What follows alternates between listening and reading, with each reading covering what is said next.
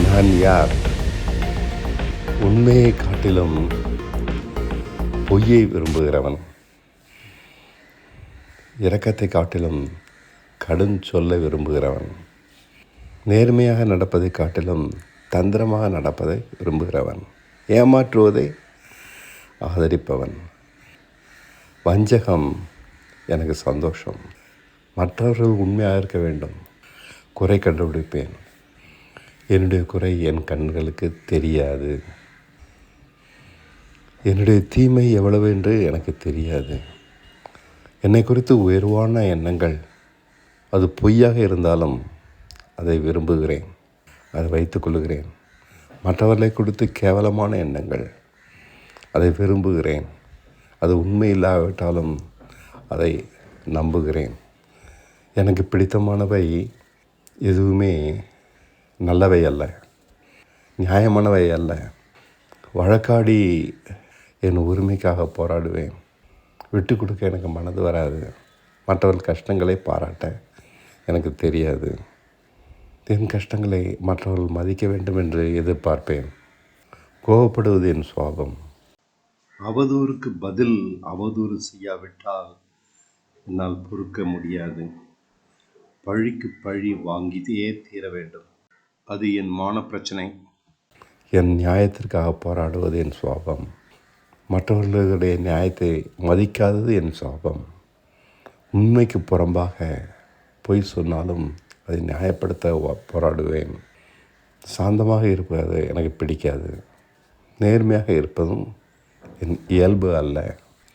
தப்பித்து கொள்வதற்காக பொய் சொல்வது என் இயல்பு. ஏமாற்றுவது என் இயல்பு. மன்னிப்பு கேட்க எனக்கு தெரியாது.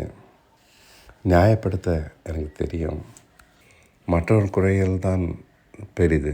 என்னுடைய குறை எப்போதுமே மற்றவர்கள் மறக்க வேண்டும், மன்னிக்க வேண்டும். நான் ஒத்துக்கொள்ள மாட்டேன். நான் எவ்வளவு சீர்கேடானவன் என்று எனக்கு தெரியாதவரை எனக்கு இயேசு அவசியமில்லை. அவரால் எனக்கு ஒரு பயனும் இல்லை. வேத அறிவெல்லாம் இருந்தும் நான் இப்படித்தான் இருக்கிறேன். என்னை பார், என் நற்கிரியைகளை பார் என்று என்னை பாராட்டி கொண்டே இருப்பேன். மற்றவர்களை பார்த்து அவனை பார், என்னை போல இல்லை என்று கேவலமாக நினைப்பேன். எனக்கு வேண்டியதெல்லாம் நான் ஆசைப்பட்டவர்களை நிறைவேற்ற வேண்டும், அடைந்தாக வேண்டும். அதற்கு எதையும் செய்வேன். எவ்வளவு தூரம் வளைய வேண்டுமோ வளைந்து கொடுப்பேன். நேர் வழியெல்லாம் எனக்கு பழக்கமில்லை. வளைந்து நெளிந்து வாழ்வது அவசியம் என்று நினைக்கிறேன். என் புத்தி பலமானது. பணத்தை முதலாவது விரும்புகிறேன். தேவனையும் பக்கவாட்டில் விரும்புகிறேன். 24 மணி நேரமும் எப்படி சம்பாதிப்பது, சொத்து சேர்ப்பது என்பதுதான் என் கவலை. இயேசுவின் கற்பனைகளையும் அவருடைய உடன்படிக்கையையும் மறந்தே விட்டேன். மலைப்பிரசங்கம் அது என் கவனத்தில் இல்லவே இல்லை. என் சாதனைகள் திறமையானது. என்னை நான் அதிகமாக நம்புகிறேன். என் பலத்தை, என் திறமைகளை. இதற்காக திறமையானவர்களை என்னோடு சேர்த்துக்கொள்கிறேன். அதிகாரிகளை என் வலைக்குள் வைத்துக்கொள்கிறேன். நான் அவர்களுக்கு உதவி செய்தால் அவர்கள் எனக்கு உதவி செய்ய வேண்டும் என்று எதிர்பார்ப்பேன். மற்றவர்களை விட என் வாழ்க்கை தரம் உயர்வாக இருக்க வேண்டும்.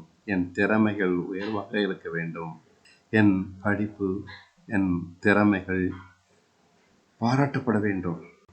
பக்கத்து வீட்டுக்காரனுடைய பிள்ளை காட்டிலும் என் பிள்ளை குறைவாக மார்க் எடுத்து விட்டால் தூக்கம் வராது.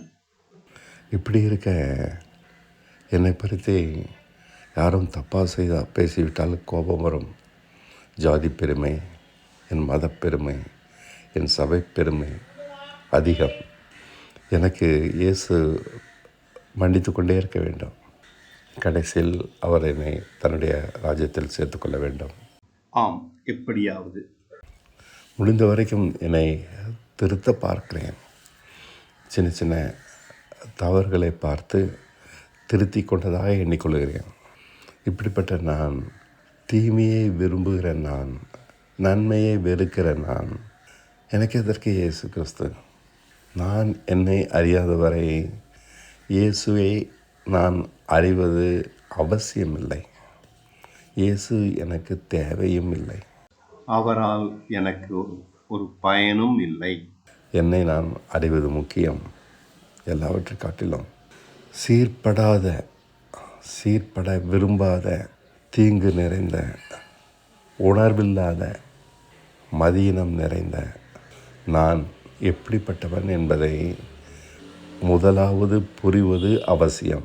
திருத்த முடியாத நான், நாவடக்கம் இல்லாத நான், அவதூறுகளை விரும்புகிற நான், பொறாமையில் நிறைந்த நான், விட்டு கொடுக்காத தந்திரங்கள் நிறைந்த நான் எப்படிப்பட்டவன் என்பதை நான் புரிந்து கொள்வதுதான் எனக்கு விழிப்புணர்வை தரும்.